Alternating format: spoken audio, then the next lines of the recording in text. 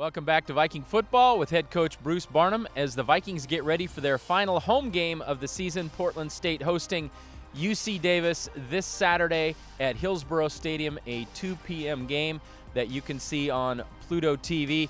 And Coach, the Vikings go into this game at 5-5. A couple tough losses the last 2 weeks, a really close one, and then a tough game against a top 10 program in Montana. But Portland State has played good football. I think maybe if we look back these last 2 weeks, you might say that the football was good for a half, and then maybe another half you needed your team to play just a little bit better. Yeah, Mike, we're bringing the fight each week. This is a violent game.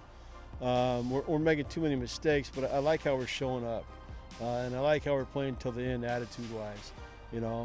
Last week, Montana, they're a playoff team. They're a playoff team. Their defense broke us like a pretzel stick and kept coming.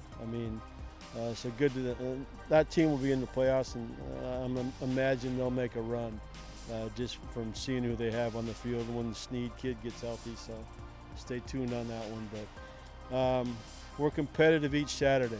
Now we have to clean some things up so we win each Saturday. Montana, a lot of talented players all over the field. You touched on it. Defensively, they kind of took advantage of a Viking team that had some struggles in the running game and put a lot of pressure on your quarterback, Davis Alexander. He took some hits. He battled hard, but in the end, the Vikings just not quite enough offense there. He went through a prize fight. He looked like Muhammad Ali in the old days when he used to take punches for, 14 rounds and knock the guy out in the 15th. We just didn't have a kicker this year to knock him out. We're too far out of it. But 33. What's that kid's name? Dante Olson, yes. Dante Olson. You kidding me? He's all over the place. He's better than I thought he was. I knew he was good, and he has got all the statistics, but he lit us up. He was fun to watch, actually, on film on Sunday. But they're talented. Hawks did a nice job putting it back together, and compare that to us, we have a few holes. They exposed them. They exposed our holes and our weaknesses and where we're trying to patch this year. But another recruiting season, we'll plug those up. And we don't get the Griz, I don't think, for another. We take off next year. Next year, I think we play the other team. Considering coming off a loss against a tough program and in actually 2 losses in a row, some adjustments maybe you've seen that you have to make with your team here in practice this week as you get ready for the final 2? Be able to beat the blitz. Montana exposed some things there that I'm sure the mighty Hawk, Dan Hawkins at UC Davis, will take advantage of. He had 2 weeks to do it. Dan Hawkins with 2 weeks of prep is scary. You're going to see every play you've ever seen on ESPN's top 10 for the last 38 years. But we're getting better each week. We're working on different things. Mike, we've got some youth that are playing that learn from a game like that, learn from the last 2 weeks of losses. Okay, here's what happened. Here's why we did it. Whether it's the start, whether it's these 2 plays or somebody not knowing a coverage, whatever it was. We can't have those mistakes. They say this game is 99% mental. I never used to believe that when I was a young coach and especially a player. But it is. We have to clean up that side of it. All right, you touch on UC Davis coming in to face the Vikings. They have had a bye week, so they've had time to rest, probably get a little healthy, and prepare for the Vikings. They've been able to look at a lot of film. UC Davis comes in at 4-5 in conference play, but one thing about the Big Sky, you can't judge a team by its record because everybody plays such incredibly difficult schedules. Of the 4 FCS losses for UC Davis, it's North Dakota State, Montana, and Weber State, all nationally ranked teams, 3 of them in the top 10. So Davis has played a really tough schedule. Yeah, their record doesn't reflect who they are. Mike, you're right. And they've been close games, And they had a heartbreaker like we did. Our NAU game, reflects their North Dakota game. That was a true heartbreaker when they walked off that field to lose that game. So it's the Big Sky. I'm glad they're coming here. Because it's easier to play at home. But they're a talented group. They have a hell of a quarterback. Got a big old tight end. They got a defensive end, the 53 kid. He's a pup. He's going to be around the Big Sky for a while. He's fun to watch. He's the first guy you notice when you turn on their defensive film. So It'll be a challenge, but the check mark they get again is the mighty Dan Hawkins has had 2 weeks to get that pencil out. When he's driving home, that's dangerous.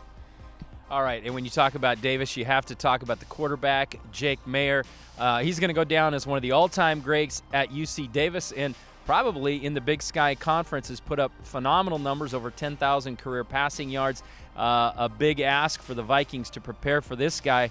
UC Davis averaging over 300 yards a game passing, but most impressive to me, for all the passes they've thrown this year, only 11 sacks allowed. So you give that guy time, and you're going to be in trouble. It's a great system. It's a multiple system. Jake runs great. I mean, they're rolling on offense. They're rolling. It's this and that, and they're keeping you off balance. They go high tempo, and they just pop, pop, pop, pop, pop. So they have that side of the ball.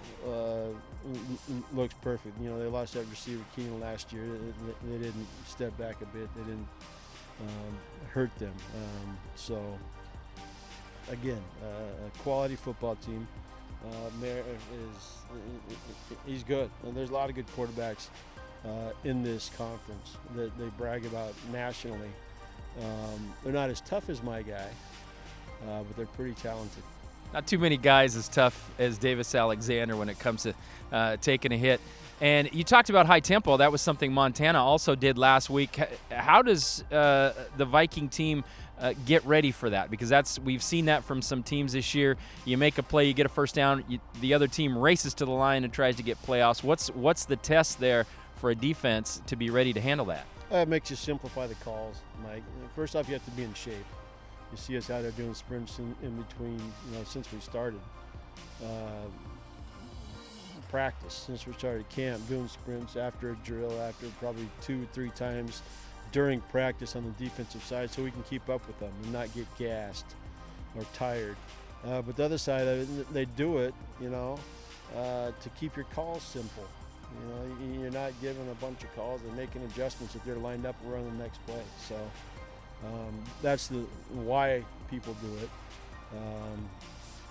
So you have to adjust by doing that, making sure you're in the right spot, making sure you have a defense that covers everything, and go. And we got hurt with it once.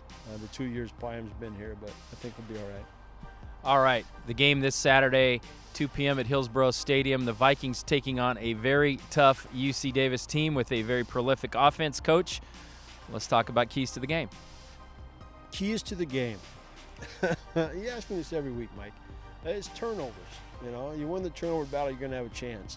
Time of possession won't get you a cup of coffee. It helps, but those days are gone because people can score in 2 plays now, what people are doing offensively. So do that, win the field position battle, we'll be all right. All right.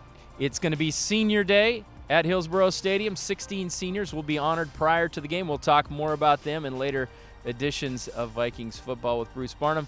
In the meantime, get on out and see the Vikings this Saturday, final home game against UC Davis. For all your information on Vikings football, go to govikes.com.